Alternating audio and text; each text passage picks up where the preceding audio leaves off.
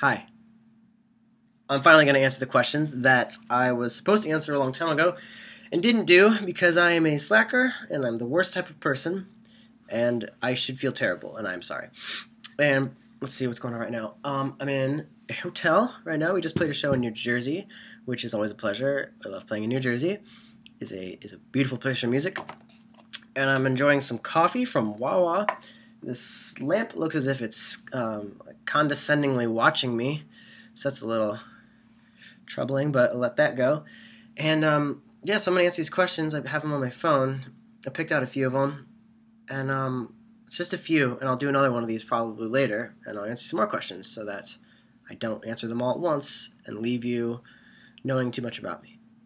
So I've enlisted my dear friend and bass player Cameron Walker over here to lighten the mood of these questions with a bit of ukulele strum. He recently purchased a new ukulele. So I'm probably saying that wrong. I know some people are really weird about that, so I'm sorry. I'll say how I want. And so we're gonna keep the vibe light, and we're gonna have a nice time tonight. All right. First, Miku Hatsune girl asks me, if you had to choose between adopting a dragon or a unicorn, which one would you choose? And I'd choose a unicorn. Why? Well, because unicorns don't breathe fire, they don't have talons, and they don't have razor-sharp teeth. What they do have is one glorious horn, and a beautiful silky mane, and the ability for me to ride them probably pretty fast, because if they're unicorns, I assume that they travel at a tremendous speed. A dragon would be nice, though, because flying would be cool, and I'd be excellent home security. But, you know, you gotta take the good with the bad, so I think unicorn's a safer bet for somebody in my specific position, so there's that. Witzegrushener asks, did you expect to be this big when you were starting out? The answer is no, but I don't really look at myself as being very big, honestly. I still feel like there's a lot to go. I kind of gotta clean this thing off my computer, sorry. I feel like there's a lot of things I have left to do, so I think it's still, in the growth process, so I'm excited to see what the future holds, but I'm really thankful that I'm where I'm at now, and I think it's been an amazing ride so far. Uh-oh, my battery's gonna die, so I gotta get going. Okay. Alright, Stephosaurus asks, what song of yours has the best message meaning, in your opinion? There's a lot of new ones that people haven't heard that I think have really cool messages that'll be on the new album, or whatever it is. So those, I think, but as far as older songs go, probably off the first album, I'd say There Are Days is one of the most meaningful ones to me, and I think that song's basically just about being, it's just thankfulness and not taking anything for granted, and that's always been a huge thing for me, and it's like a massive value, in my opinion, so that's one, for sure, really important, I think.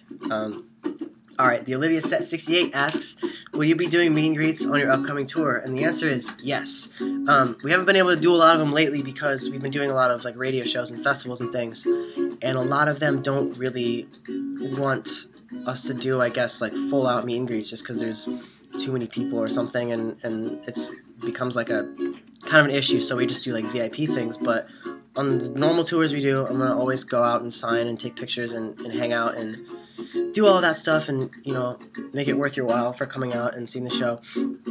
And it's going to be an awesome tour. We haven't announced it yet, but it's going to be great. It's coming to so many different cities that we haven't been to in a while, and some that we always go to, so I'm definitely looking forward to it. It's going to be a blast, so keep your eyes open for dates. I love the music in the background. It makes it so much more enjoyable. I gotta do this every time. Monoquits asks, if you had to choose between getting free Starbucks for the rest of your life or free Happy Hippos, which would you choose? And that's an obvious answer because Happy Hippos are a sometimes thing, whereas Starbucks is every day, because if you eat too many Happy Hippos, you potentially would turn into a very sad hippo, which nobody wants to be. So Starbucks is something I can hit the bucks 3 times a day if I have to. If I'm feeling sluggish, if I'm feeling, wanting some caffeine and some all that, I'll go 3 times a day. And if that's free, then why not? Keep it caffeinated or go home and stay there.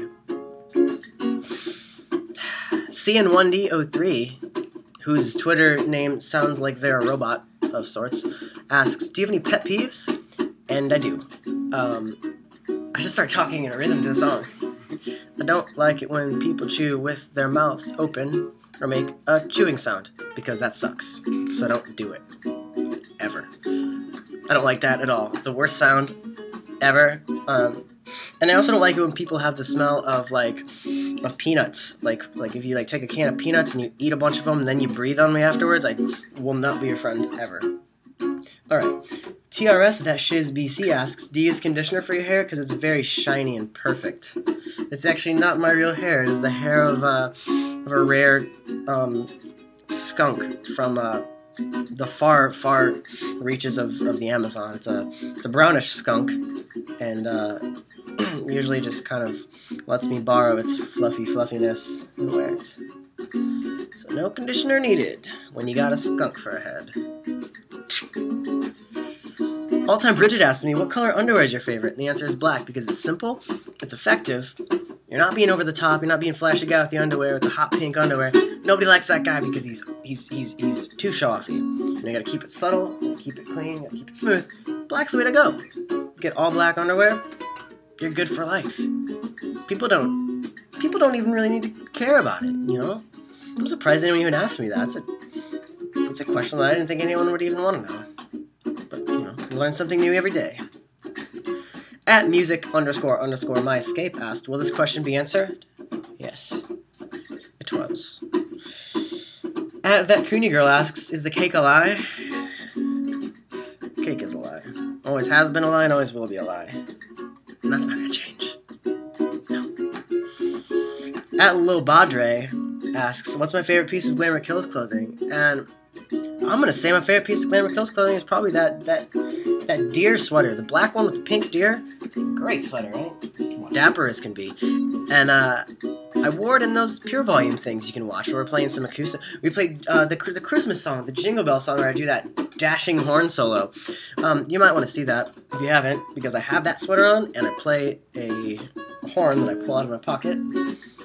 And yeah. So those are my questions I picked. I'll pick more next time. Pick different ones. It's been a pleasure. On behalf of Mr. Cameron and myself, thank you for watching, and we'll see you next time.